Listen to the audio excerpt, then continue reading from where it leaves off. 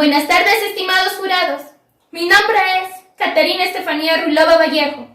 Curso el tercer año de Bachiller General Unificado en la Unidad Educativa del Milenio Francisco Febres Cordero.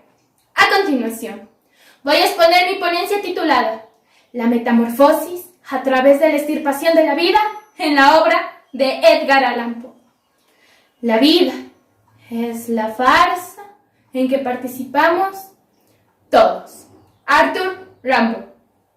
Edgar Allan Poe, un cuentista del siglo XIX que logró evadir los ideales norteamericanos de su época con sus excéntricas ideas. Este poeta macabro, un autor con un atípico pensamiento, considerado como un escritor incomprendido. Sus letras eran exquisitas, pues llevaban una fusión de ideas que permitían que sus historias sean paralelas a un sueño con escasez de verdad y con un inaudito inicio destinado a un trágico final. Verlaine, 1921. Mallarmé enuncia con su dedicatoria a Poe. Abro cita. Tal cual eternidad le reintegra y convierte, se alza el bate con el hierro desenvainado. No pudo comprender su siglo medio entrado, que en esa extraña voz triunfaba la muerte. Cierro cita, página 71. La estructura y la peculiaridad de sus obras atrajeron varias críticas, cuestionando su concepto crítico. Sin embargo, tras el tiempo, genera apreciación de aquellos que se hallan en los rumbos del abismo, transformando la asfixiante existencia en una simple defunción, donde la muerte juega un papel fundamental en la eterna irrealidad del sueño profundo. Poe escribió innumerables cuentos, los cuales están en conjunto con la metamorfosis que invade a la muerte. Por ende, en el cuento, El gato negro refiere la ceguedad de venganza del intérprete que maldice al gato negro por alterar su destino y convertirlo en su propia perdición. El cuervo narra la danza de palabras, donde la elocuencia del cuervo es un punto clave para alterar la perspectiva del protagonista, que le conlleva a la fatalidad entre la misericordia y lo insensato. El cuento de las montañas escabrosas relata la intervención de una hiena que alimenta su poder a costa de un prófugo envuelto de ansiedad e ira, llevándole al incierto de sus peores pesadillas. Corazón delator cuenta la obsesión de un ojo, semejante al de un cuervo, que modifica al personaje, abrazando su corazón con el fuego del infierno, con la finalidad de delatar la mentira vil en una absurda verdad. El camino a la muerte es una metáfora algo inexplicable y que ningún mortal ha podido descubrir. Al igual que el invierno se transforma en primavera, la vida es solo una transición que transcurre con un tiempo sin pausa. La realidad lidia con la extravagancia del fin. Sin embargo, una posible eternidad pone en resuelo el portal de la verdadera existencia, donde un frágil vaivén entre lo conocido y lo incierto crea una metamorfosis. La perfección del orden, que en conjunto de entes manipulan a la humanidad, convirtiéndola en ingenua e inspira a hundirse en una lamentable versión de ella misma, provoca que el miedo se apodere de los desamparados.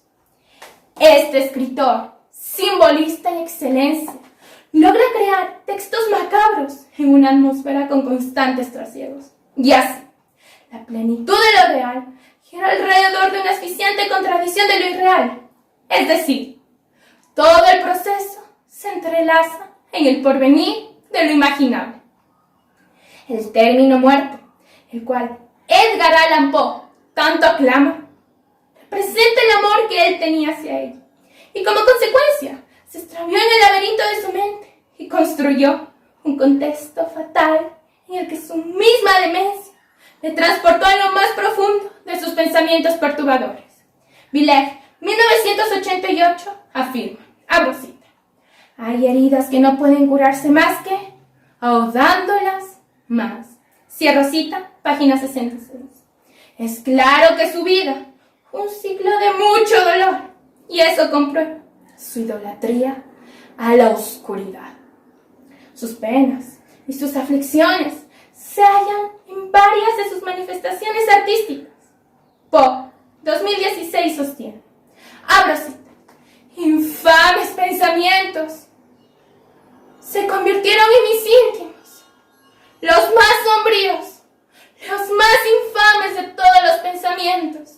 La tristeza de mi humor de costumbre se acrecentó hasta hacerme aborrecer a todas las cosas y a la humanidad entera. Cierro cita, página 637.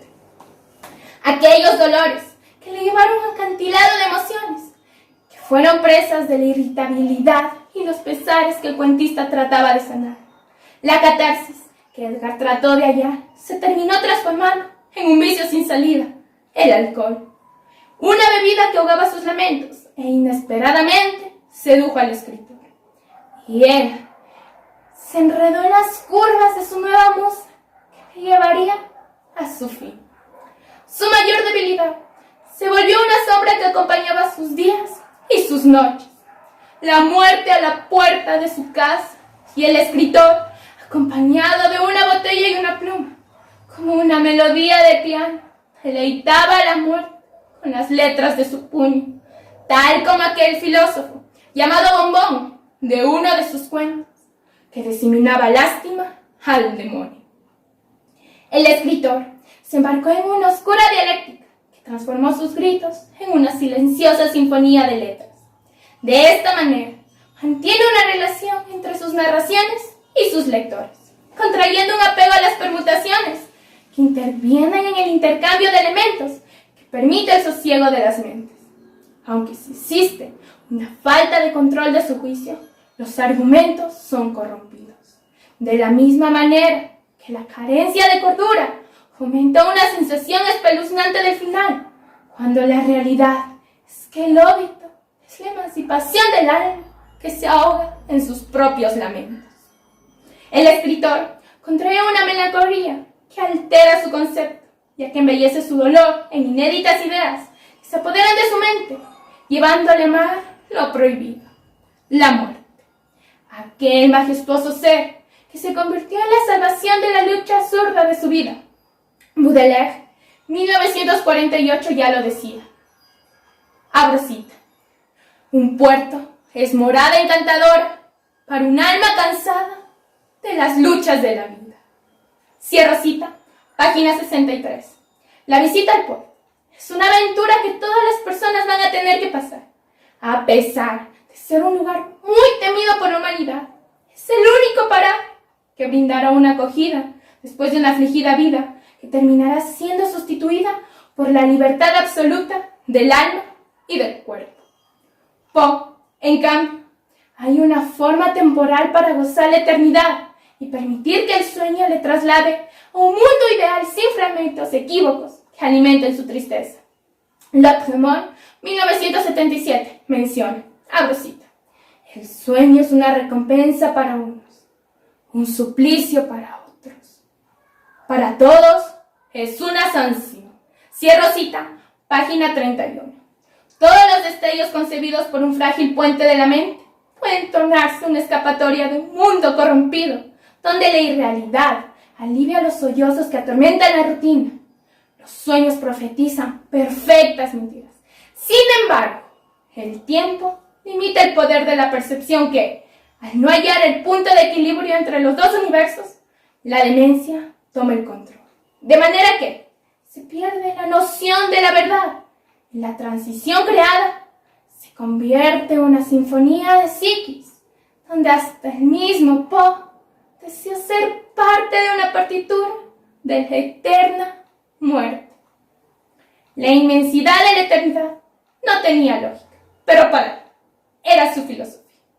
Los hechos, las apariciones, los personajes de sus escritos solo demuestran que dentro de la vida mental de Poe existe tanta belleza y fantasía, demostrando que solo puede pasar en otro mundo, como cuando ya no haya vida, y los límites del alma podrán ser derrumbados.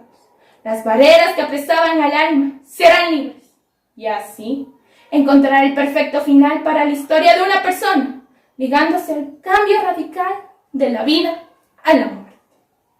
consiguiendo que seamos un espíritu sin opresión y sin dolor, llegando a ser la nada, ese vacío que conlleva tantas cosas y a lo inexistente, la chispa nula que nos hará volar en lo incierto e inesperado, a la fantasía de los sueños, a lo irreal del cambio, a nuestro final que será eterno.